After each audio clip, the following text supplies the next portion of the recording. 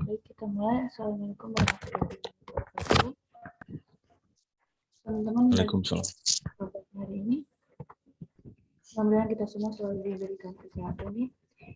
Oh iya, saya dengan Alisa Ramadhan Mas sebagai moderator hari ini yang bakal nemenin kalian semua di webinar risk management dari jam 11.15 sampai dengan jam 12.15 nanti, sekitar 1 jam ya teman-teman. Bersama materi kita Pak Aswin Sumarto. Pak Aswin boleh dicek sound Pak? Boleh. Assalamualaikum warahmatullahi wabarakatuh. Sudah jelas ya? Oke, ada suaranya ya. Nah, sedikit kita bacakan terlebih dahulu profil beliau.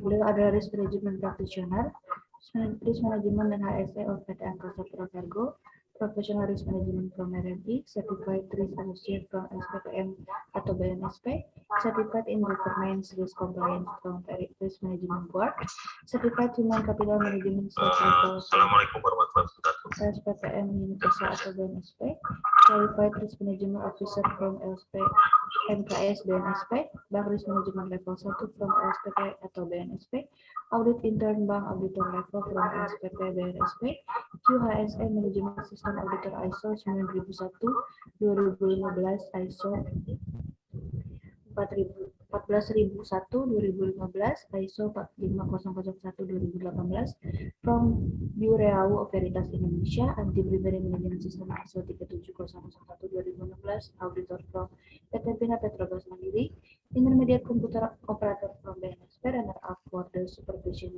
Intern Program Risk Management Award of PT PAL Indonesia 2019, Best Candidate for the Position Quality Assurance Manager PT BTPN Syariah, Best Employees of PT BTPN Syariah 2014, Semifinalis BUMN Millennial Innovation Summit 2020, Business Strategi kategori from Kementerian Badan Usaha Milik Negara, Associate Trainer of Revolution Indonesia. Luar biasa sekali ya teman-teman materi kita hari ini. Oh ya, sebelumnya mohon maaf untuk mic dan kolom chat partisipan kami off-kan terlebih dahulu agar webinar ini berjalan lebih lancar, efektif, dan kondusif. Kemudian apabila nanti pemateri atau Pak Aswin membuka sesi diskusi atau pertanyaan, maka peserta dapat melakukan raise hand. Nanti dari kami akan meminta us to unmute, baru peserta bisa on mic ya. Atau misalnya dari Pak Aswin minta dari kolom chat saja, boleh nanti di-on-kan kolom chatnya untuk 1-2 pertanyaan. Ya. Langsung saja sebelum mulai, mari kita membaca doa terlebih dahulu menurut versi masing-masing. Berdoa dimulai.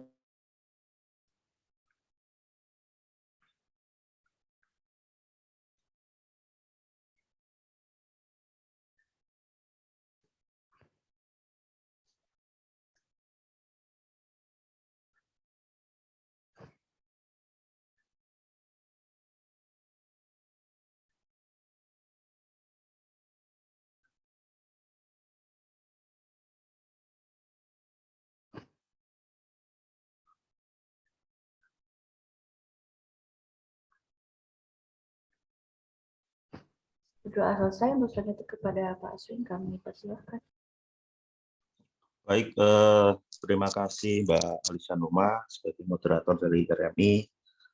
Terkait dengan agenda kita hari ini, kita akan berdiskusi bersama ya terkait dengan risk management ya. Jadi pedoman risk management based on ISO 31000/2018.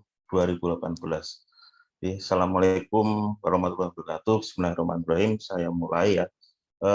Salam sejahtera, salam sehat semua bagi rekan-rekan semua yang di sini ya. Ini ada yang di Zoom, ada yang di Zoom ya, ada yang di Zoom, ada yang di YouTube. Mudah-mudahan tidak ada kendala yang berarti ya dalam pelaksanaannya. Oke. Tadi sudah sekilas disampaikan ya, kita kurang lebih nanti 1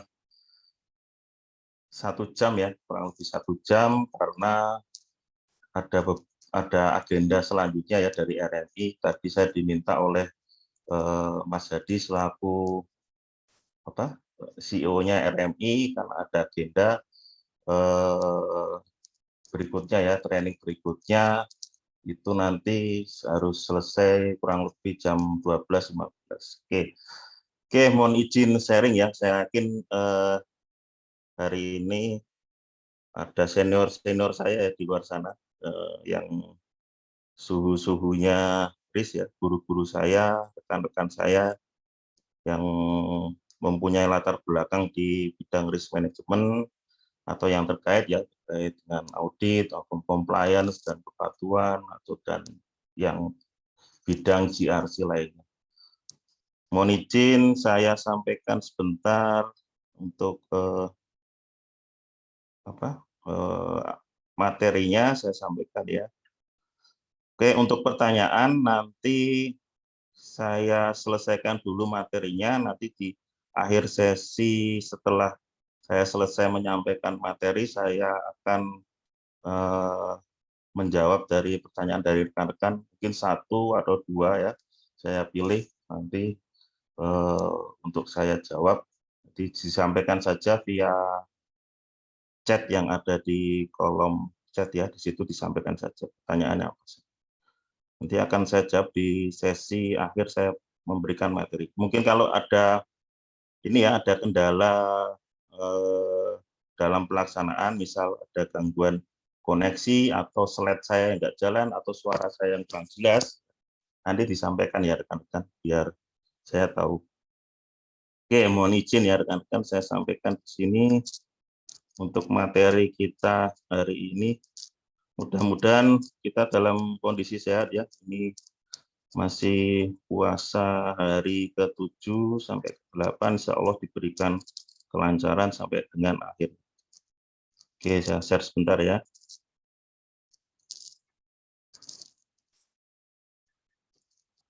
Oke, sudah terlihat ya. Ini saya slideshow.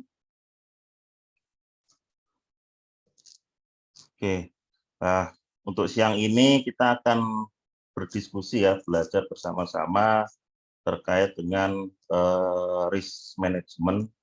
Ini based on ISO 31000/2018. Jadi pendekatan risk management ini sebenarnya banyak ya, sebenarnya banyak berbagai macam ya. Sebagaimana kita ketahui, manajemen risiko itu ada beberapa pendekatan ya. Kalau rekan-rekan di perbankan itu merujuknya ke Basel ya kan, Basel 1 sampai Basel 3 ya. Terus untuk ya hal yang lain bisa untuk project itu bisa kita lihat di project manajemen ya atau PMPOK di situ ya. Banyak versi ya di situ. Ini saya sampaikan pendekatan risk management yang jadi mazhabnya Indonesia itu masih mazhabnya ISO ya. Jadi ini sudah dipakai di berbagai perusahaan baik di dalam negeri maupun di luar negeri. Oke, tadi sudah sekilas disampaikan Mbak Alisa terkait dengan profiling saya ya. Saat ini saya bekerja di PT Angkasa Pura Kargo, yaitu salah satu anak perusahaan Angkasa Pura II ya, tepatnya di kawasan Bandara Soekarno-Hatta. Rekan-rekan main di sana, saya ada di situ di salah satu anak perusahaan ya. Terus yang berikutnya saya juga sebagai trainer tadi sudah disampaikan, trainer dari risk management ya untuk RMI. Untuk pendidikan magister manajemen terakhir saya untuk pengalaman kerja kurang lebih 14 tahun. Nah, untuk kompetensi tadi sudah sekilas dibahas ya, karena saya di Angkasa Pura Kargo ini dua bidang ya, jadi ada risk management, ada HSE. Tadi saya tambahkan sedikit untuk kompetensi saya di bidang HSE juga ada di situ, ada AK3U, ada pengawas K3 Migas dan auditor SMK. Nah, untuk apabila rekan-rekan mau berdiskusi lebih lanjut, terlampir ya, di situ ada mobile phone saya, bisa dicatat atau bisa add ya di link akun LinkedIn saya, bisa di scan barcode, itu bisa dicari saya. Oke, kita lanjut ke materi ya. Jadi tujuannya dalam webinar kali ini, jadi rekan-rekan sekalian bisa mengetahui ya segaris besar apa itu esensi dari pendekatan risk management based on ISO 31000/2018. Jadi kita tahu garis besarnya dulu ya. Oke. Nah, sebelum masuk ke materi apa itu ISO 31000/2018, saya sampaikan sekilas ya terkait dengan data. Ini ada yang masih orek-orek ya, siapa ini? Mohon di Oke. Terkait dengan data apa ya? Statistik ya. Ada survei, jadi IRM ya atau Enterprise Risk Management itu penerapannya bagaimana? Itu pengelolaannya bagaimana? Yang ini saya sampaikan bahwa risk management itu dari survei ya, ini survei dari dua ini ya lembaga, dari IRM Survey Risk Intelligence in Banking, ya ini dari Deloitte ya, terus dari Survei Nasional Manajemen Risiko atau dari CRMS Indonesia, bahwa pendekatan IRM ini sebagai awareness saja ya, sebagai awareness saja bahwa pelaksanaan enterprise risk management yang sudah dilaksanakan ini 63%. Ini ada ini ya, ada saya orek-orek saja di sini, coret-coret biar rekan-rekan jelas ya. Jadi pendekatan enterprise risk management yang diatur di ISO 31000/2018 itu mayoritas itu masih sekedar compliance ya. Ini masih sekedar compliance. Ini karena diatur ya kan, diatur di suatu peraturan yang ditetapkan di masing-masing instansi ya yang mengaturnya ya, ini masih sifatnya compliance. Ini relevan di sini kan. Ini ada survei lagi di sini. Jadi 80% itu karena faktor compliance ya, sudah karena ada aturannya ya kan, karena ada aturannya kita sudah memenuhinya ya. Jadi masih sekedar faktor compliance. Tapi dari segi efektivitasnya kita bisa lihat di sini ya. Efektivitas itu maksudnya kualitas penerapannya ya, dari enterprise management itu masih kurang. Ini ya bisa dilihat di sini. 57,4% itu masih belum efektif ya dijalankan ya. Jadi ini survei yang dilakukan oleh Deloitte dan CRMS Indonesia. Ini ada yang coret-coret, mohon diatur ya Mbak Alisa. Mohon izin ya rekan-rekan.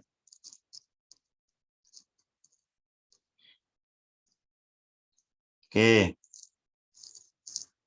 Ini saya tampilkan mengapa sebagai awareness kita ya, bahwa penerapan enterprise risk management itu masih sekedar sebagian besar ya, 63% ke atas itu masih sekedar kepatuhan ya atau aspek compliance.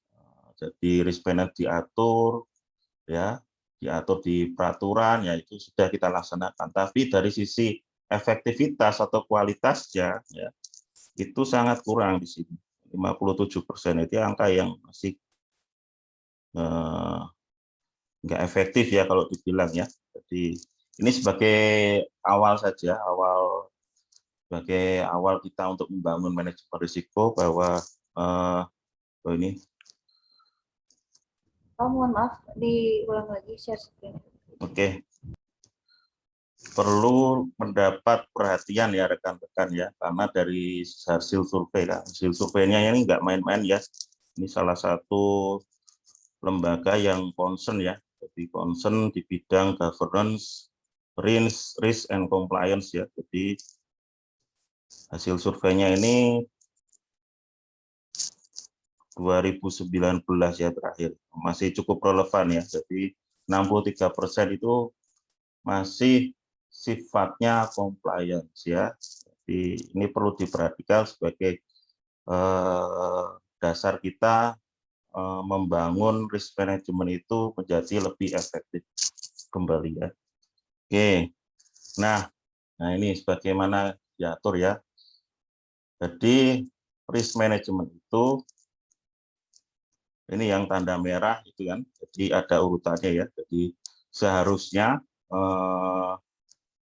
perusahaan itu walaupun nggak diatur ya, dia harus concern ya terhadap risk management sendiri ya. Jadi concernnya memang secara urutan ya, secara urutan itu dia harus memperhatikan aspek compliance di sini ya. Ya, undang-undang PT, pedoman governance ya, permen BUMN kalau yang BUMN ini kan aspek-aspek compliance.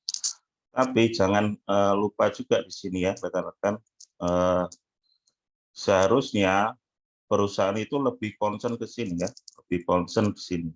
Walaupun itu diatur atau enggak, ya harus concern dulu ya, itu faktor-faktor yang timbul dari faktor eksternal ya. Misal di situ ada perubahan regulasi, selera konsumen, di situ ada perubahan teknologi ya, itu seharusnya perusahaan concern ke situ ya. Jadi concern terhadap faktor-faktor eksternal ya. Jadi kalau risiko itu terekspos faktor eksternal itu bobot risikonya tinggi. Karena apa? Karena yang sifatnya eksternal itu nggak bisa kita kontrol ya, karena nggak bisa kita kendalikan karena yang mengatur itu di luar kewenangan dari perusahaan. Oke ya.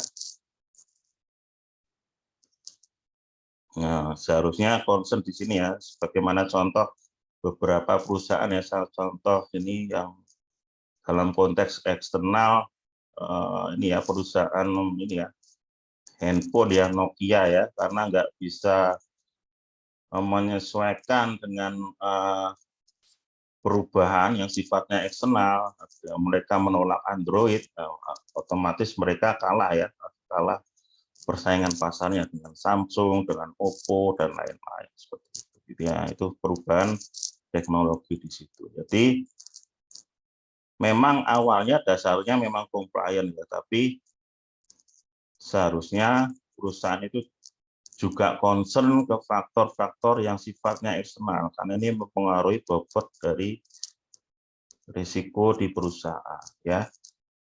Karena ini nggak bisa dikendalikan, kita hanya bisa merespon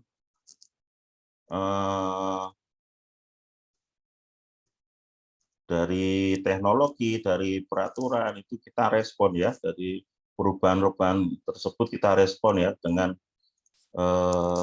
hal-hal yang sifatnya inovatif ya, itu untuk memitigasi faktor-faktor yang sifatnya eksternal. Jangan sampai kejadian yang ada seperti yang di Nokia itu ya, walaupun sekarang Nokia sudah mulai gerak lagi ya, meluncurkan produknya ya, itu bagus karena artinya mereka sudah respon terhadap perubahan eksternal ya. Jadi selera pasarnya itu kan faktor eksternal ya, selera pasarnya masyarakat itu dalam hal terkait teknologi itu bagaimana. Nah, itu sudah direspon ya dari Nokia, ini sudah meluncurkan produk baru ya, artinya mereka sudah aware terhadap perubahan eksternal. Oke, itu sekilas saja ya, sekilas terhadap risk management ya. Jadi kita harus aware terhadap perubahan eksternal yang sudah diatur ya rekan-rekan, walaupun itu sudah diatur di berbagai macam peraturan ya di situ dari aspek compliance-nya. Jadi saya lebih menekankan awareness bahwa IRM ini atau enterprise risk management ini harusnya ditetapkan atau diterapkan itu secara efektif ya, secara efektif dalam hal kualitasnya ya. Jangan asal ini dilaporkan selesai, tapi esensinya kualitasnya itu nggak kena ya. Oke, itu terkait dengan introduction ya, terkait dengan penerapan IRM dari hasil survei ya, hasil survei dari Deloitte dan CRMS Indonesia. Ini slide yang saya ambil ya, saya ambil dari salah satu pakar risk management ya, salah satu pakar risk management.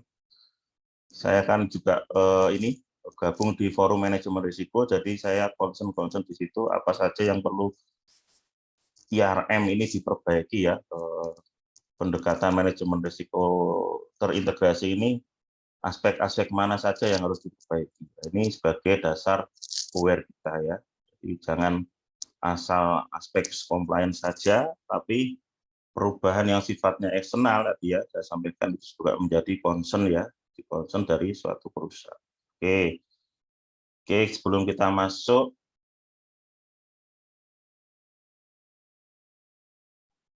tadi terkait dengan introduce awal ya, untuk aware kita, pendekatan atau implementasi risk management terintegrasi itu sejauh ini bagaimana? Itu dari hasil survei-surveinya. Oke, kita masuk ke materi ya. Yang pertama kita akan bahas terkait dengan ya teman-teman, konsep risiko. Jadi konsep risiko ini ada beberapa hal yang kita bahas. Yang pertama terkait dengan definisi ya, definisi risiko ya. Di situ ada, saya ambil dari dua pendekatan ya, dari POSO ya, POSO dan ISO itu sendiri. POSO IRM. Jadi POSO IRM itu sebelumnya belum IRM ya, masih sebagaimana kita tahu itu ada model ICIF ya, atau ICIF itu dia lebih menekankan sistem pengendalian internal. Seiring berubahnya waktu, mereka mengadopsi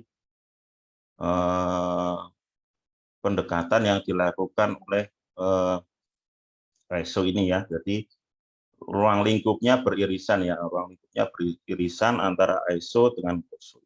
Ini saya ambil yang cukup familiar digunakan di perusahaan ya, dari POSO dan ISO. Jadi kalau risiko menurut POSO itu adalah kemungkinan ya, kemungkinan atau uncertainty ya, kemungkinan masalah ya, kemungkinan masalah yang nantinya akan berakibat atau berpengaruh ya, berpengaruh terhadap tujuan dari perusahaan. Nah, kalau ISO itu lebih menekankan efeknya, atau efek itu dampak ya, atau akibat. Akibat itu bisa bersifat positif ya, dan bersifat negatif. Oke. Jadi kalau menurut POSO itu kemungkinannya, itu kemungkinan yang mempengaruhi tujuan itu namanya risiko di menurut POSO ya. Jadi uncertainty-nya ya, uncertainty. Kalau yang ISO itu akibatnya atau efeknya. Walaupun di definisi yang lain, kalau teman-teman perhatikan ya, di standar atau pedoman ISO 31000, ISO itu juga mendefinisikan apa yang POSO sampaikan ya. Jadi bisa dilihat di sini, sering dikenali sebagai potensi kejadian ya. Walaupun yang sering disampaikan itu yang ini ya, the effect of uncertainty of objective ya di situ. Jadi tahu bedanya ya rekan-rekan, kalau menurut POSO itu kemungkinan problemnya ya, yang berpengaruh terhadap tujuan ya, terus kalau ISO itu efeknya, akibatnya ya. Akibat itu bisa bersifat positif dan bersifat negatif. Positif itu istilahnya opportunity ya, peluang. Kalau yang negatif itu downside, itu sifatnya ancaman. Nah, ini akan kita bahas ya. Ini salah satu bentuk, kadang rekan-rekan itu bingung ya membedakan apa itu risiko, apa itu penyebab, atau itu dampak. Nah, itu akan kita bahas di sesi berikutnya besok ya. Nah, itu salah satu yang dari sisi kualitasnya ya. Jadi rekan-rekan yang saya tahu itu kadang bingung mana membedakan risiko, mana membedakan penyebab, mana membedakan dampak. Itu teman-teman kadang bingung itu perbedaannya di mana. Nah, itu terkait dengan definisi ya. Ini masih ada yang coret-coret ya.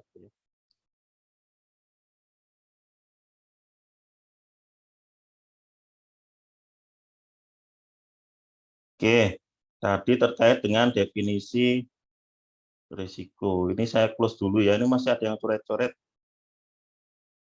Mohon izin admin. Jadi layarnya enggak utuh nanti.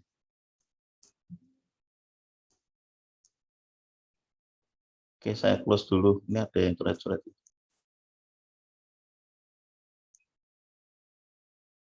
Oke, enggak apa-apa. Itu salah satu risiko juga ya untuk pelaksanaan webinar ini. Itu ada yang coret-coret, ada gangguan koneksi dan lain-lain. Itu salah satu risiko. Oke, enggak apa-apa. Jadi itu ya tahu teman-teman ya dari pendekatan dua risk management ya. Jadi ada COSO dan ISO. Jadi kalau COSO itu lebih menekankan potensial problemnya ya, potensial problem yang berakibat terhadap tujuan itu risiko. Nah, kalau ISO itu lebih ke efeknya ya, jadi efek dari kondisi uncertainty, jadi akibat dari kondisi uncertainty atau ketidakpastian. Jadi akibatnya itu bisa bersifat positif dan bersifat negatif. Oke ya, sampai situ paham ya. Itu salah satu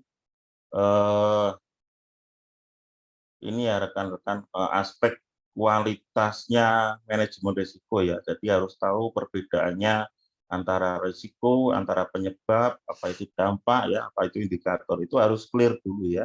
Harus clear dulu definisinya. Oke, yang berikutnya masih terkait dengan konsep risiko, ini terkait dengan pemilik risiko. Jadi pemilik risiko itu adalah orang ya, orang atau person atau entitas dengan akuntabilitas dan wewenang untuk mengelola risiko ya. Jadi kewenangan yang ada di unit kerja, yang ada di project, nah, itu namanya pemilik risiko. Itu bisa person, bisa entitas. Entitas ini bisa di unit kerja ya, baik itu di project maupun itu di unit kerja, atau bisa secara korporasi. Nah, ini salah satu nanti yang bisa membedakan ya rekan-rekan, salah satu clue-nya. Salah satu clue-nya ya nanti bisa membedakan apa itu penyebab, apa itu risiko, atau itu dampak. Itu clue-nya nanti di sini. Nah, nanti akan kita bahas di sesi berikutnya ya, di hari minggu depan ya rekan-rekan. Oke, kita masuk tadi rekan-rekan kita tahu kita membahas terkait dengan ini ya, definisi risiko dan konsep risikonya ya, dan pemilik risiko. Pemilik risiko itu bisa entitas maupun person ya, personal. Entitas itu bisa secara korporasi, bisa unit kerja ataupun dari project team ya, kalau di perusahaan itu ada project di situ. Oke, nah ini keuntungan menggunakan ISO 31000/2018. Jadi dari berbagai macam pendekatan risk management, salah satu keuntungan menggunakan ISO 31000/2018 itu ada beberapa versi ya rekan-rekan. Yang pertama itu diakui secara internasional, artinya itu bisa diterapkan di berbagai macam negara ya. Yang saya highlight warna biru itu ya, jadi mulai dari ujung kiri atas ya, ada dari Australia sampai dengan kanan bawah di sini ya, Vietnam itu sudah menggunakan ISO 31000/2018. Artinya apa? Relevan dengan kondisi yang ada di negara tersebut ya. Jadi Kalau sudah dipakai sebagian besar, artinya itu relevan ya rekan-rekan, artinya relevan dengan penerapan sistem manajemen yang ada di perusahaan atau institusi. Terus yang kedua itu kompatibel ya, kompatibel dengan standar internasional bidang lain. Ini saya mau terangkan di sini ya. Jadi SNI ISO ya, ini saya bagi dua ya, ada sisi kiri, ya, ada sisi kanan ya. Kalau sisi kiri ini turunannya, ya. Nah, kalau rekan-rekan mau melihat definisi kosakata dan lain-lain itu bisa di ISO 73 di situ bisa dijelaskan. Terus untuk teknik-tekniknya itu ada sekitar 31 teknik ya, asesmen risiko itu ada di ISO 31010 ya. Terus untuk panduan penerapannya ya, termasuk integrasinya bagaimana dalam proses bisnis itu diatur di ISO 31004. Ini nanti akan kita bahas juga ya di sesi berikutnya yang terkait dengan bagaimana integrasinya dengan proses bisnis ya. Itu yang di sisi kiri ya rekan-rekan, sisi kiri. Kita bahas yang sisi kanan, kaitannya bagaimana.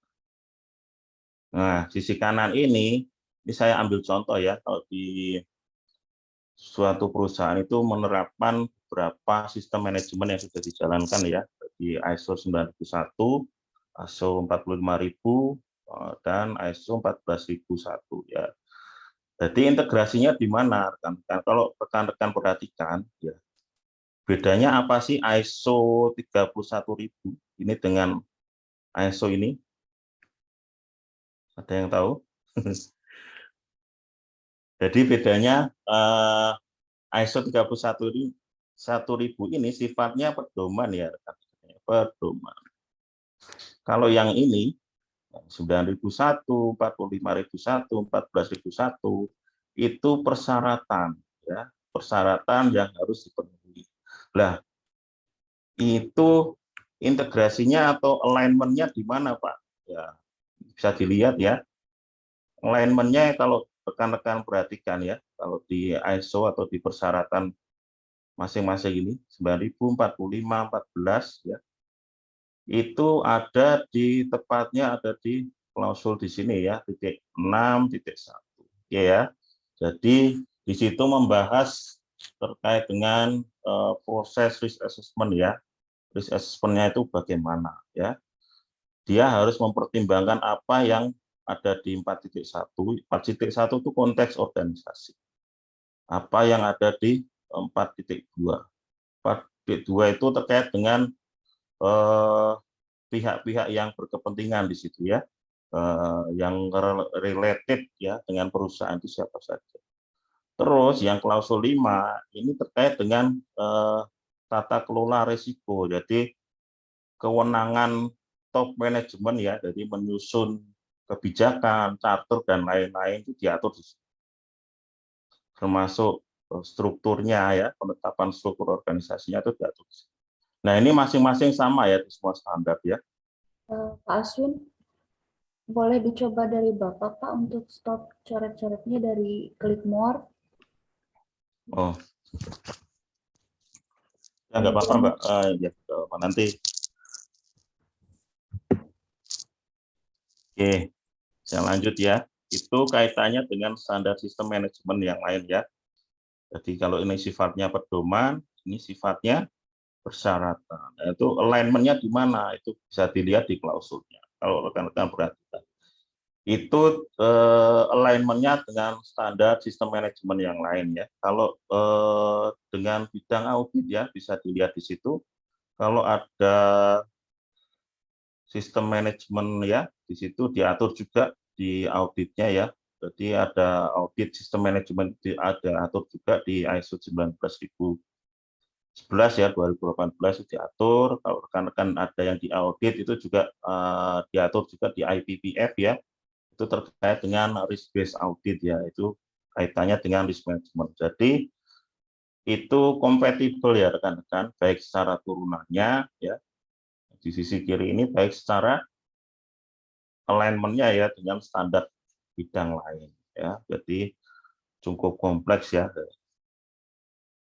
Terus yang berikutnya ini diadopsi secara identik ya oleh Badan Standarisasi Nasional ya, sudah diatur di SNI 815/2018. Terus ini memiliki arsitektur yang lengkap ya, dan komprehensif, mulai dari prinsip, kerangka, dan proses.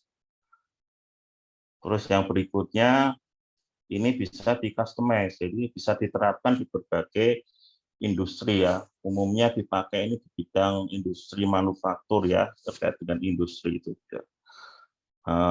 Yang memakai peralatan-peralatan besi ya, atau mesin, nah itu biasanya bisa dipakai.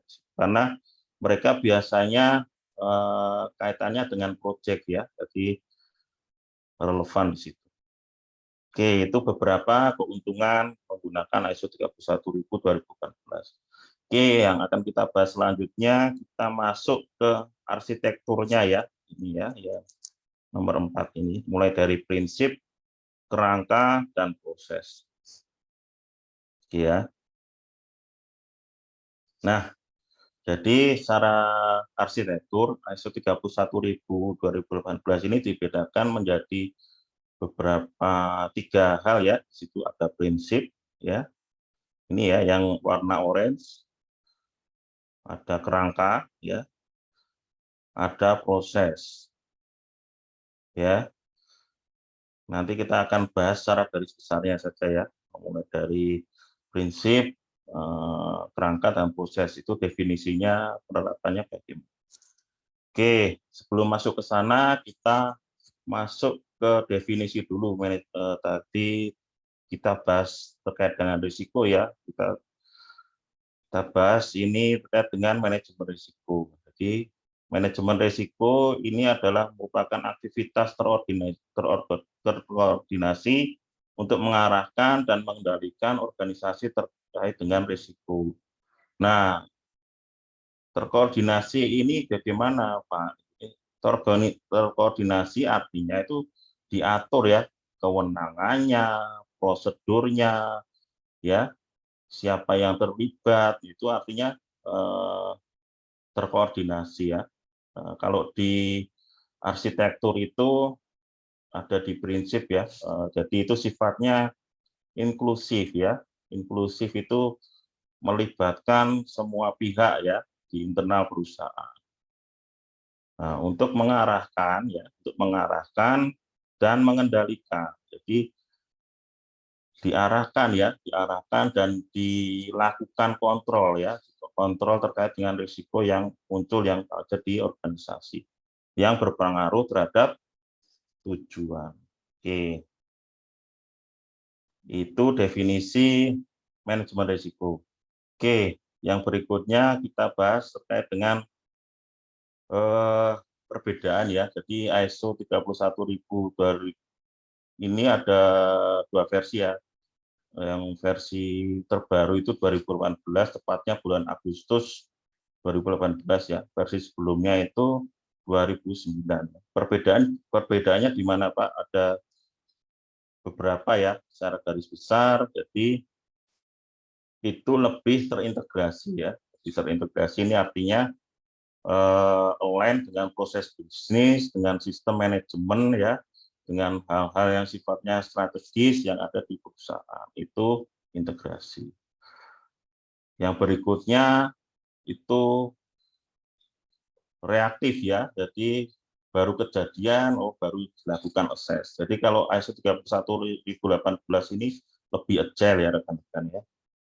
Yang berikutnya, sistem ini diperkaya oleh konteks eksternal, sebagaimana yang saya sampaikan di awal tadi ya, terkait dengan awareness-nya penerapan IRM ya. Jadi konteks eksternal itu merupakan salah satu faktor ya, salah satu faktor yang berpengaruh terhadap risiko. Jadi besar kecilnya itu faktor eksternal itu sangat berpengaruh. Oke, itu perbedaannya ya rekan-rekan ya.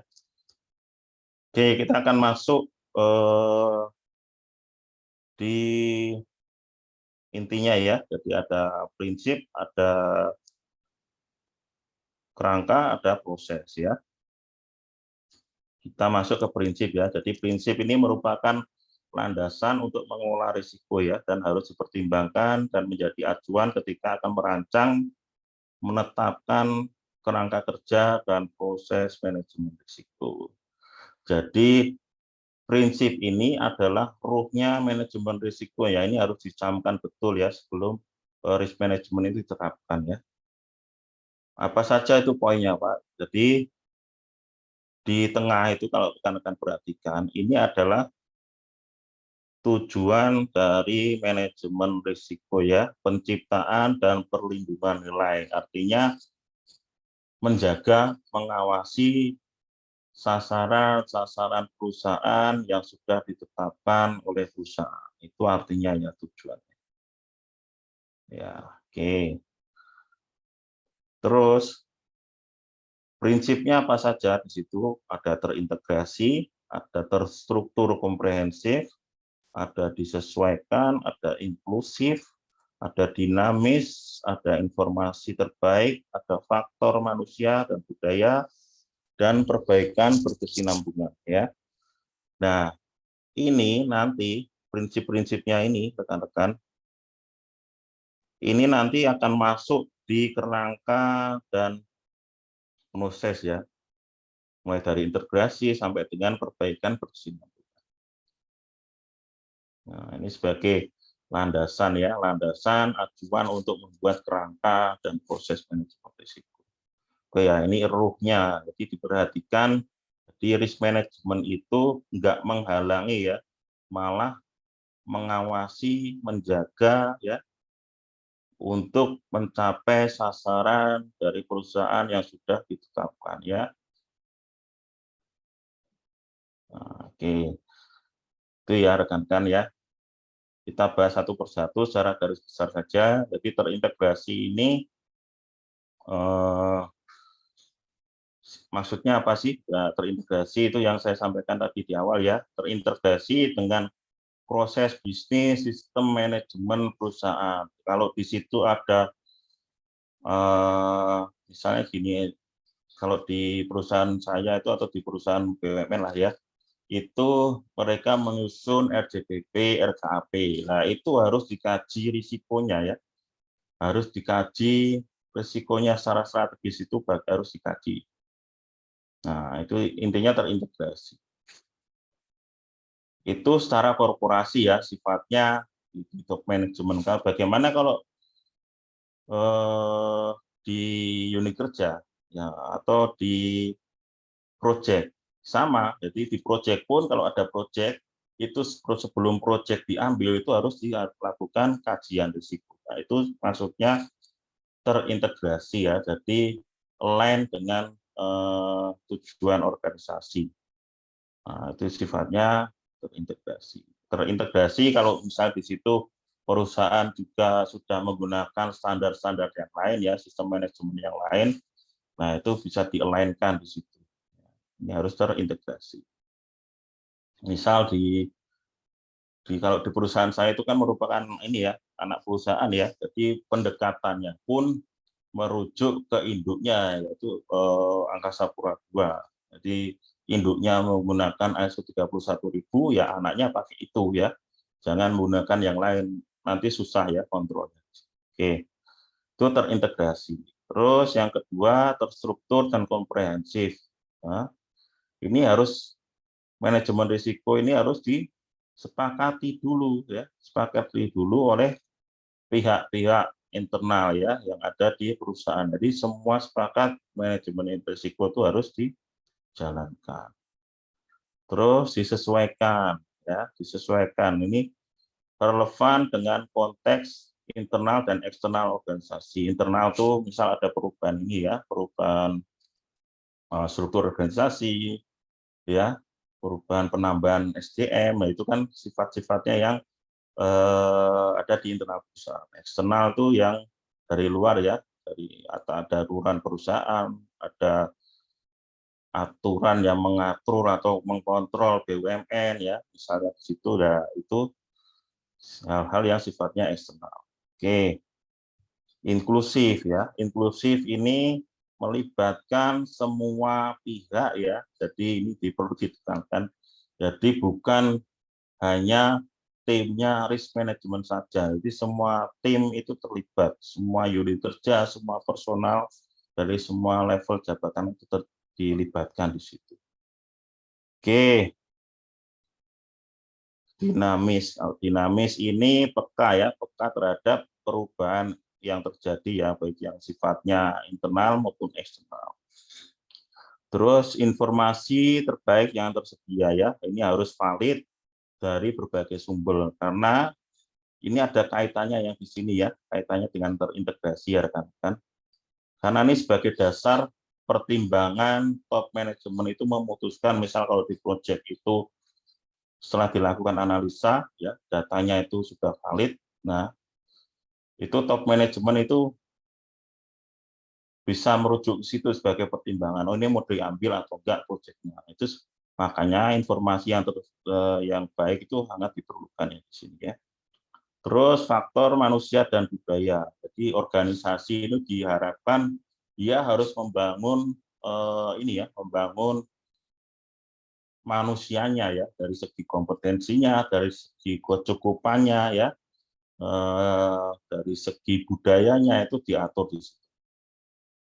Terus perbaikan berkesinambungan ya, artinya ini harus dilakukan evaluasi. Evaluasi ini bisa dilakukan secara internal ya, maupun secara eksternal. Kalau eksternal itu ada namanya risk maturity level ya, assessment atau risk maturity index assessment ya, itu untuk mengukur tingkat kematangan risiko manajemen risiko perusahaan ya, biasanya dilakukan oleh pihak eksternal. Nah, poin-poin ini nanti masuk ke dalam ini ya, masuk ke dalam kerangka dan proses manajemen risiko. Oke, lanjut ya. Yang berikutnya kita bahas terkait dengan kerangka manajemen risiko. Nah, kerangka kerja manajemen risiko ini sifatnya tata kelolanya risiko ya. Jadi kewenangannya risiko itu mulai dari prosedurnya, mulai dari kebijakan, komitmen, itu kewenangannya ada di mana. Ini lingkupnya ada di top manajemen ya rekan-rekan ya. Top manajemen itu siapa? Ada di BOD dan BOC. Nah, kita akan detail di sini ya. Oke, definisi kerangka kerja manajemen risiko. Ini merupakan seperangkat komponen ya yang menyediakan landasan, pengaturan, perancangan, pelaksanaan, pemantauan, peninjauan, peningkatan manajemen risiko secara berkala di seluruh organisasi. Ini tata kelola risiko namanya ya. Risk governance namanya. Ini kewenangannya dari top management. Oke. Itu kewenangannya ada di mana saja, kerangka kerjanya. Nah, ini ada masing-masing ya. Ini saya sudah sampaikan di sini. Jadi kerangka manajemen risiko ini diagramnya seperti roda ya rekan-rekan. Seperti roda. Nah, di sini ada porosnya. Porosnya itu apa? Kepemimpinan dan komitmen. Ya. Atau tone from the top ya. Jadi mandat dari top management. Tanpa ini ya, tanpa ini rodanya nggak akan bisa jalan. Makanya itu perlu ditekankan di sini ya. Kepemimpinan dan komitmen ya. Mulai ini ada berbagai macam peran ya. Ini kalau di perusahaan ya, itu top manajemen itu ada dibagi dua ya, BOD dan BOC ya. Dari masing-masing kerangka ini ada kewenangannya itu di siapa ya. Integrasi itu di BOD ya. BOD itu Board of Director atau direksi ya. Direksi itu bermacam-macam ya, ada direksi direktur keuangan, direktur utama dan lain-lain. Nah, tadi yang saya sampaikan ya, ini contohnya ya. Ini turunkan tadi dari prinsip ya, integrasi. Ya, ini dikelola di semua struktur ya artinya ya. Di semua struktur organisasi. Ini di aspek integrasi. Ini wewenangnya siapa? Wewenangnya BOD ya. Desain ini terkait dengan salah satu hal yang dibahas di sini adalah komitmen ya. Di situ BOD wajib menetapkan suatu komitmen ya, atau di tempat saya itu ada risk management charter ya. Jadi kalau di audit ada, di risk management pun ada. Itu sebagai bentuk komitmen ya dari top management. Ada penetapan komitmen, ada penetapan fungsinya ya, ada pengelolaan sumber dayanya ya. Ya, besok kita akan bahas di sini ya rekan-rekan. Contoh membuat komitmen yang baik itu bagaimana menyusun kebijakannya itu yang baik itu bagaimana. Yang kita akan contohkan sama-sama ya. Terus yang berikutnya implementasi. Implementasi itu dibuat roadmap ya, roadmap jangka pendek, menengah, atau jangka panjang. Ini semacam program kerja ya, manajemen risiko itu perlu ditetapkan dalam suatu program kerja. Nah, itu yang tadi mulai integrasi, desain, dan implementasi itu merupakan peran dari BOD ya rekan-rekan. Ya. Terus yang berikutnya, evaluasi ini peran dari dua fungsi ya, dari BOD maupun dari BOC. Jadi evaluasinya itu ya ini turun ya tadi ya. Ini salah satu turunan dari prinsip manajemen risiko ya rekan-rekan. Ini prinsip perbaikan berkesinambungan ya. Perbaikan dan evaluasi. Evaluasinya bagaimana? Ini bisa dilakukan melalui risk maturity level atau risk maturity index assessment. Oke ya. Terus itu evaluasi. Evaluasinya itu ya terkait dengan risk maturity index maupun risk maturity level. Nah, untuk yang diperbaikan ini, yang kerangka kerja perbaikan ini meninjau yang dilakukan di evaluasinya. Sudah ditutup apa belum? Sudah dilakukan atau belum? Misal contoh ini ya, efektivitas RML. RML ini kan bisa dilakukan secara internal dan eksternal. Artinya begini, secara praktikalnya risk maturity index assessment itu dilakukan oleh pihak eksternal ya. Jadi nanti setelah diukur nanti ada poin-poin yang menjadi concern perbaikannya ya, itu ada di mana. Nah, di tahun berikutnya itu tugas fungsi audit internal untuk memantau apakah poin-poin concern-nya yang menjadi area perbaikannya itu sudah dipenuhi atau belum di perusahaan ya. Itu bentuk dari perbaikan dan evaluasi. Jadi align ya rekan-rekan. Ini ke prinsipnya tadi ada di perbaikan berkesinambungan ya. Ini ada di aspek integrasi. Oke, itu terkait dengan kerangka kerja manajemen risiko. Nah, berikutnya kita masuk ke proses manajemen risiko. Jadi proses manajemen risiko ini melibatkan yang penerapan sistematis ya dari kebijakan, prosedur, praktik, aktivitas komunikasi, penetapan konteks, sampai dengan pelaporan risiko ya.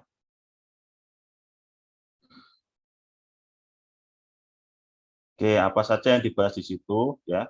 Di situ ada aspek komunikasi ya, ada lingkup konteks kriteria ya di situ. Ada risk assessment di sini, ada identifikasi, ada analisis, ada evaluasi. Setelah dilakukan asesmen risiko di sini, nanti di risikonya itu mau diapakan ya? Mau dihindarikah, mau diterima, atau dimitigasi. Oke ya. Terus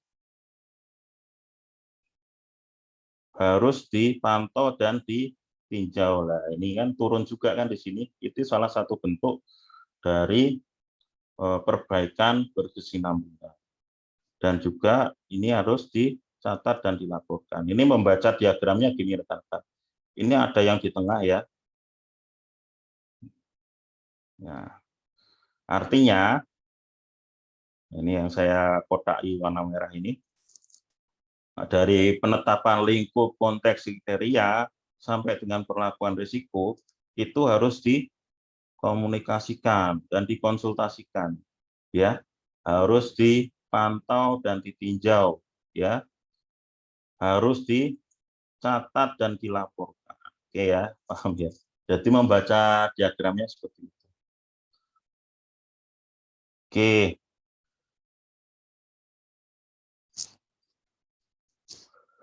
Nah, kita akan bahas satu persatu ya. Oke, jadi tujuan komunikasi ini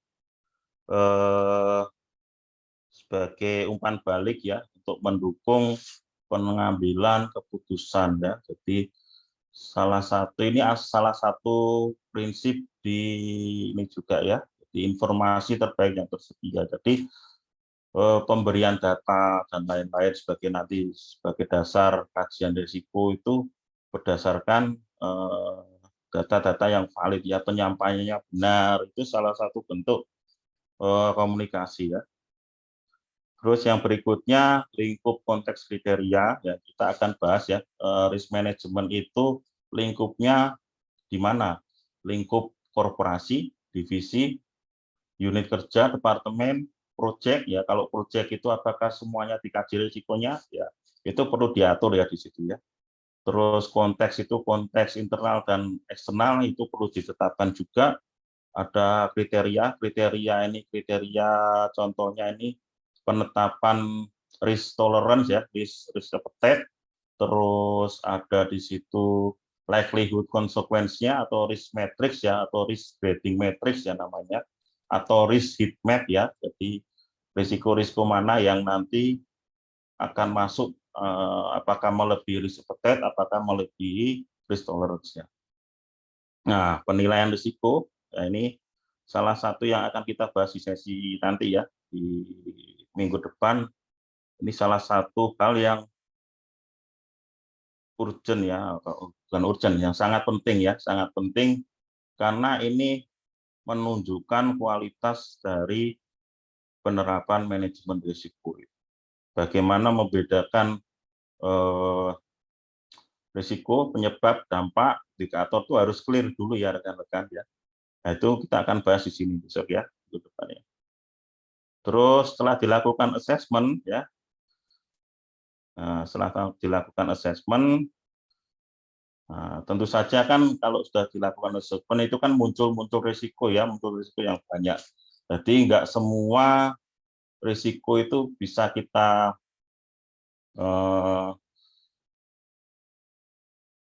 awasi satu persatu ya. Jadi lihat urgensinya ya. Urgensinya dia skalanya yang tinggi, yang sangat tinggi itu menjadi prioritas ya. Nanti di perlakuan risiko di sini. Nah, di perlakuan risiko ini ada beberapa opsi ya rekan-rekan, bisa menghindari itu risikonya yang sangat tinggi atau tinggi ya. Kalau risk mitigation itu artinya masih bisa dikontrol oleh perusahaan ya, dari sisi bobot risikonya itu masih bisa kita kontrol ya. Jadi kalaupun terekspos dari faktor eksternal itu nggak begitu terpengaruh. Penerimaan risiko di sini artinya risikonya rendah ya, diterima saja. Sharing ya, risk sharing ini bisa joint venture ya, kalau di project itu ada KSO dan lain-lain di situ. Terus yang berikutnya ada risk exploit. Nah, ini sama dengan perlakuan risiko yang ini ya, penerimaan risiko ini sama-sama sifat risikonya yang bobotnya rendah ya. Ini bisa dilakukan diversifikasi usaha dan lain-lain. Nah, itu yang berikutnya itu pemantauan dan penilaian ya. Jadi tadi yang saya bilang aspek-aspek ini yang di tengah ini harus dipantau ya.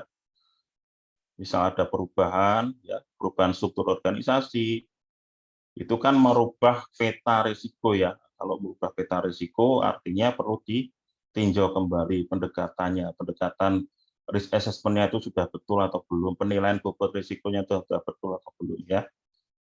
karena beda struktur organisasi itu merubah peta risiko perusahaan.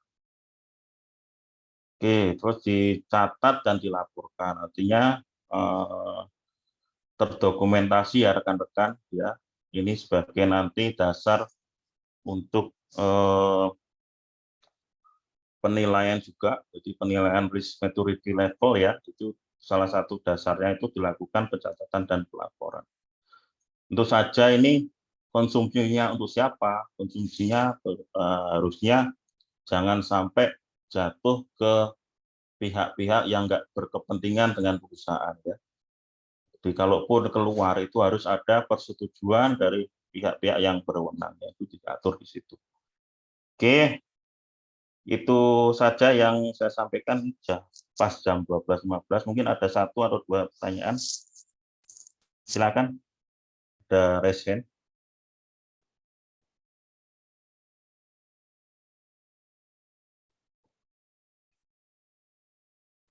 Silakan Mas Randy atau silakan. Oke, selamat siang. Assalamualaikum warahmatullahi wabarakatuh. Ya, selamat siang Pak Randy. Waalaikumsalam. Oke, Pak Swin, ini kan kalau untuk ISO yang risk management, ini ada auditnya enggak? Atau ada kriteria yang mesti dipenuhi? Seperti kayak ISO 45001 dan 9001 itu kan ada kriteria yang mesti dipenuhi untuk pengambilan sertifikasinya. Nah, kemudian apakah ini ada semacam audit surveillance ataupun nanti pada saat sudah masa expirednya habis nanti kemudian ada audit untuk maksudnya pengulangan lagi gitu Pak, atau resertifikasi lagi? Oke, makasih Pak Randy. Jadi tadi yang sudah saya sampaikan di awal ya, jadi ISO 31000/2018 ini sifatnya pedoman ya rekan-rekan ya. Sifatnya pedoman, jadi guidance ya. Beda kalau yang belakangnya itu satu-satu ya. 45.001, 14.001, 9.001, 37.001, 27.001 itu sifatnya persyaratan. Jadi high level structure yang dilakukan audit ya yang sifatnya persyaratan. Kalau yang sifatnya panduan ini bukan merupakan suatu hal yang dilakukan audit, bukan Pak. Ini sebagai pedoman saja ya, pedoman guidelines untuk manajemen di perusahaan itu menerapkan manajemen risiko. Walaupun ini dipakai juga untuk proses risk assessment, Pak, risk assessment atau risk maturity level ya.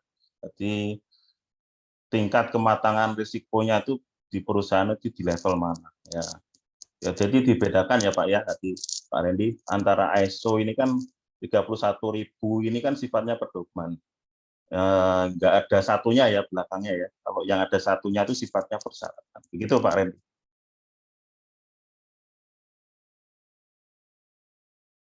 Oke, satu lagi mungkin. Silakan. Dan mudah-mudahan menjawab ya. Ada lagi? Saya, Pak. Oh, Pak siapa? Pak Charles ya? Muhammad Taufik. Pak? Muhammad Taufik. Pak Charles apa Pak Muhammad Taufik? Silakan Pak Taufik. Pak Taufik dulu ya. Baik. Oke, silakan Pak Taufik. Assalamualaikum warahmatullahi wabarakatuh.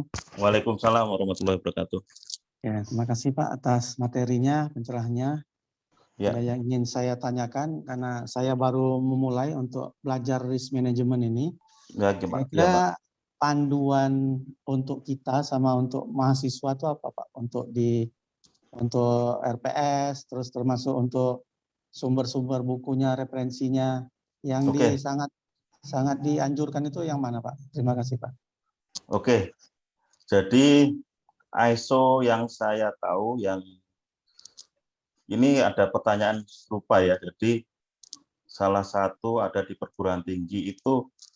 Jadi penerapan manajemen risiko itu hampir di semua sektor Pak Taufik ya, termasuk di sektor pendidikan ya. Di TNI Polri itu ada ya, di DPR tuh ada, ya kan? Di inspektorat tuh ada, di perguruan tinggi itu ada, Pak. Itu bisa dilihat di perguruan tinggi itu di peraturan Menteri Pendidikan dan Kebudayaan ya. Nomor berapa saya nomor 15 kalau nggak salah itu mengatur penerapan manajemen risiko di lingkungan Kementerian Pendidikan dan Kebudayaan serta di bawahnya Pak yang di lingkup pendidikan dan kebudayaan. Di situ diatur Pak. Jadi bisa dilihat di situ Pak Taufik. Nanti penerapannya di situ bisa dilihat di situ.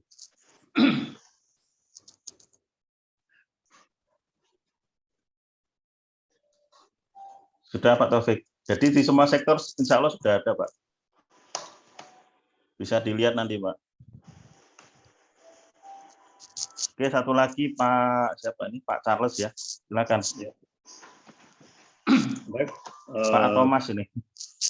Pak Charles. Pak Charles. Oke. Baik, terima kasih. Assalamualaikum warahmatullahi wabarakatuh. Waalaikumsalam. Ya. Pak Aswin, sama saya juga dari dunia pendidikan. Jadi ya. Terus terang materi ini sangat menarik. Ya.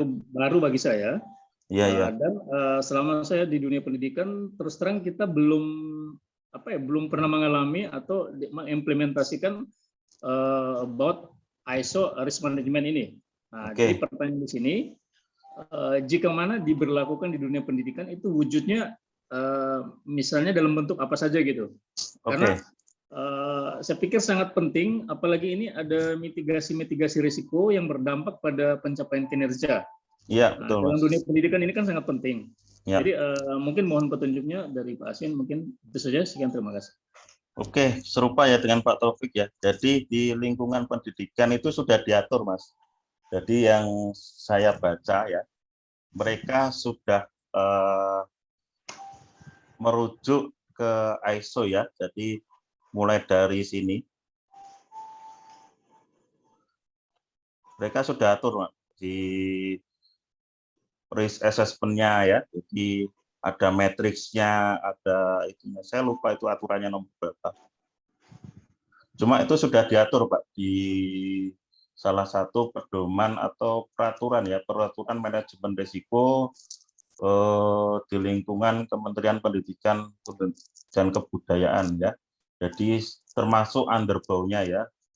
Itu bagaimana melakukan identifikasi, penilaian risiko ya, analisis, evaluasi itu diatur semua. Ini hampir semua sektor ya, hampir semua sektor Mas Charles ya. Jadi termasuk di lingkupnya pendidikan. Ini kurang lebih kalau saya baca sekilas ya, sekilas itu kurang lebih pendekatannya sama kok. Jadi mereka sudah merujuk ke ISO ini ya.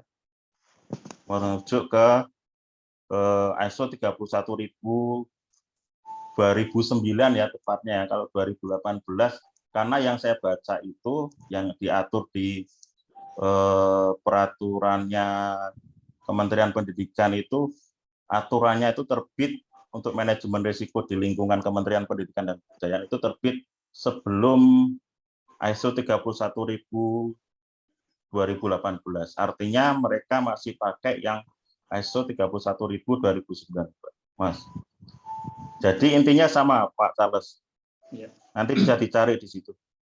Oh ya, makasih Pak Aswin. Secara detail konsepnya, jadi beberapa pendekatan itu sama kok. Mulai dari POSO, ASNZ, ya kan, ISO ya, PMBOK. Jadi terutama di proses ya, terutama di proses itu lingkupnya sama. Jadi nggak begitu jauh ya perbedaannya ya. Ada ini mungkin yang membedakan kalau yang di ASNZ itu ada kurang di sini ya, kurang di sini di pencatatan dan pelaporan ini belum diatur secara spesifik ya. Kalau di KOSO itu jelas lingkupnya itu diterapkan di mana ya, diterapkan di aspek ini. Di aspek strategiskah unit kerja itu didetailkan di situ. Oke ya, ada lagi satu aja ya. Satu lagi. Silakan. Selamat siang Pak Aswin. Ya, Pak Johannes Simanjuntak. Iya, dari mana Pak? Salam kenal Pak. salam kenal. Ini menarik sekali, bagus sekali. Saya pernah menerapkan ini waktu saya di Trakindo mulai tahun 2014, terus saya pindah ke Bank Danamon, kita pakai Basel 2017-2018. Iya, iya. Saya mau pingin nambah pengalaman atau kita nambah pengetahuan. Kira-kira kan Bapak sudah menerapkan ini di perusahaan Bapak. Boleh di-share nggak Pak kira-kira top 5 risk yang Bapak ada di tempat Bapak? Terus kedua, bagaimana cara memonitor top 5 tersebut untuk bisa memastikan bahwa ini sudah di take out dan ini masih tetap seperti itu Pak. Terima kasih. Kalau masalah top risk itu ya, karena saya di kargo ya kurang lebih yang top risk itu terkait dengan barang yang masuk ke kargo ya. Jadi barang yang masuk ke kargo itu kan harus dicek dulu ya sebelum masuk ke pesawat ya. Itu risiko yang sangat tinggi ya, salah satu risiko yang sangat tinggi.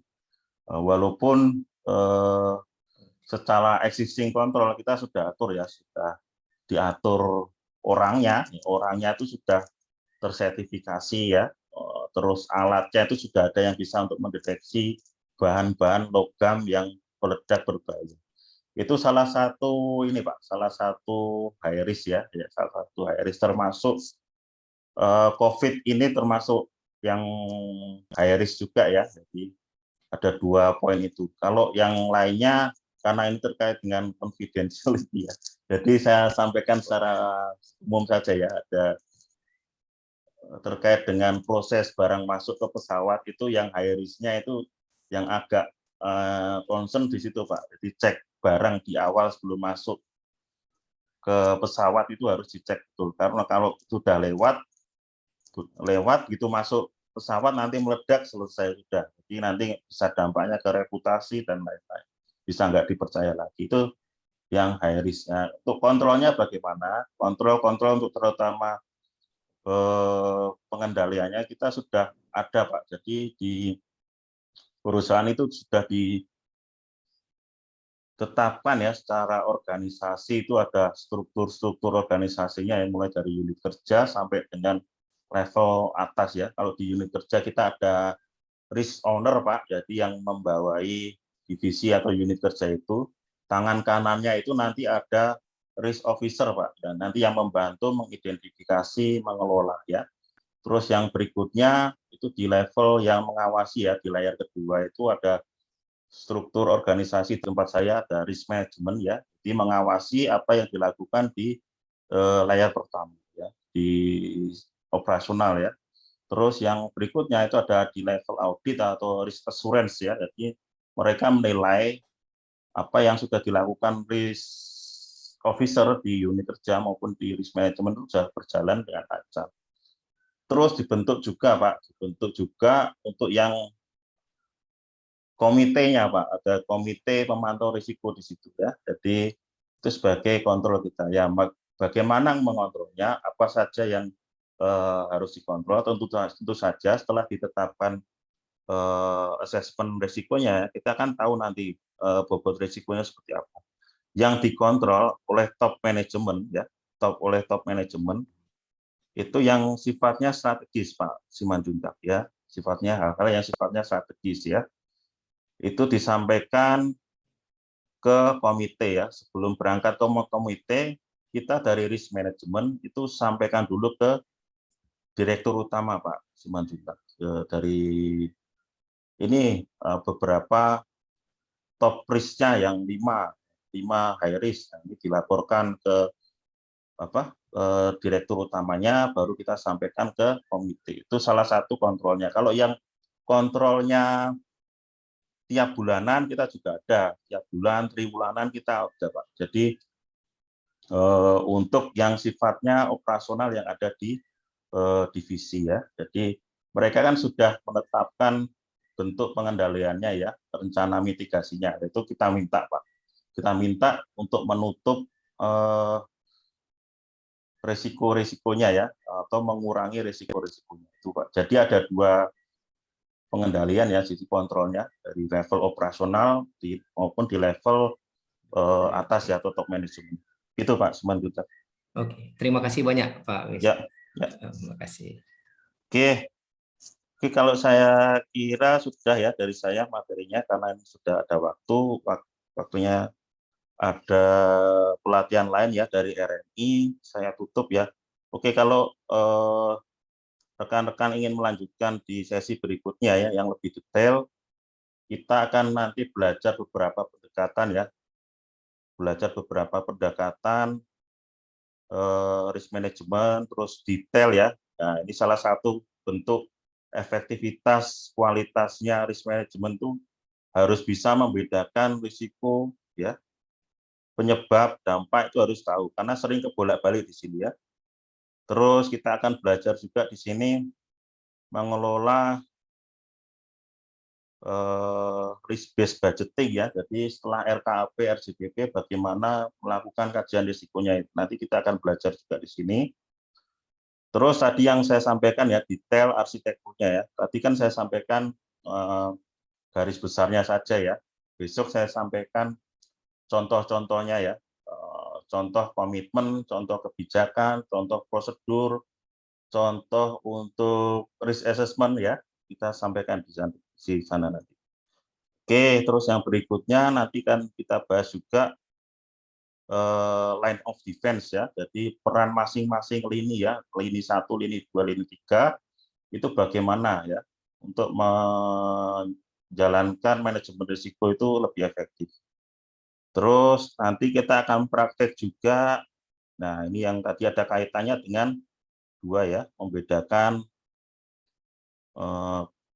risiko, penyebab, dampak, indikator ya, itu agar lebih efektif. Nanti kita akan praktekkan di sini ya, asesmennya yang efektif itu bagaimana. Terus ada contoh-contoh tadi ya, ada pembuatan risk charter, kebijakan, panduan ya, integrasinya lah ya, integrasinya risk management dengan proses bisnis itu bagaimana, nanti akan saya tampilkan di sana. Terus kita yang poin ke-8, kita memahami beberapa kondisi faktualnya IRM itu bagaimana ya, yang idealnya dan faktualnya ya. Terus rekomendasi untuk perbaikan risk management terintegrasi. Nanti akan kita bahas di sesi minggu depan ya rekan-rekan.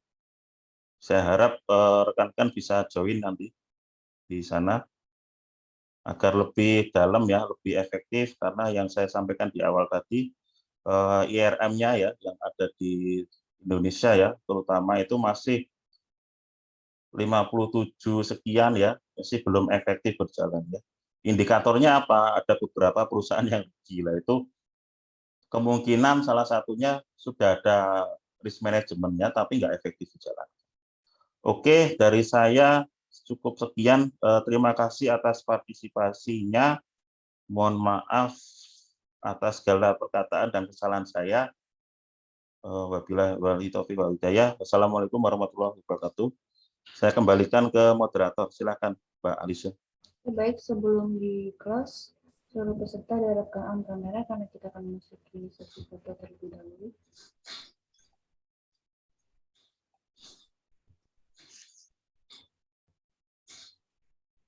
Ini pesertanya ada banyak ya, jadi kita akan foto sekitar 5 kali.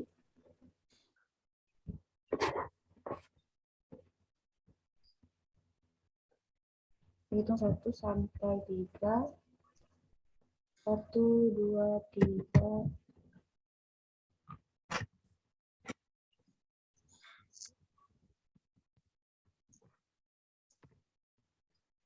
Oh, maaf, diulang lagi. 1, 2, 3.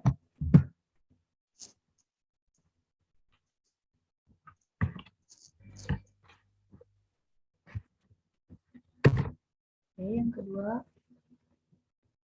1, 2, 3.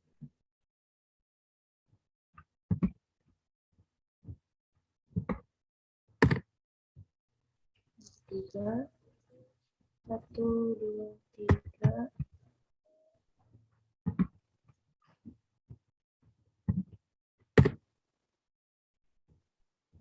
4 ya. 1, 2, 3.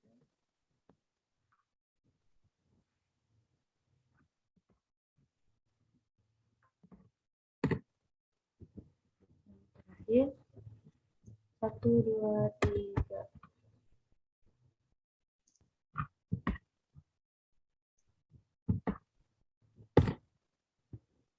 Oke, sudah. Alhamdulillah webinar risk management hari ini sudah selesai. Pada peserta yang masih penasaran dan masih ingin bertanya, jangan khawatir, kita bakal ada lagi di next training certification professional risk management batch 9 hari Sabtu dan Minggu tanggal 16 sampai 17 April dari jam 1 sampai dengan jam 4 sore nanti, tentunya masih bersama pemateri yang sama, Pak Aswin Sumarto. Jadi jangan khawatir, teman-teman juga kalau masih pengen belajar lebih dalam lagi, lebih detail lagi, langsung aja daftar join ke admin kami Mirna, karena seatnya pun terbatas ya teman-teman. Dan untuk hari ini terima kasih kepada Pak Aswin atas ilmunya ya Pak ya. Sama Mbak. Kita semua. Saya tutup sesi webinar hari ini. Wassalamualaikum warahmatullahi wabarakatuh.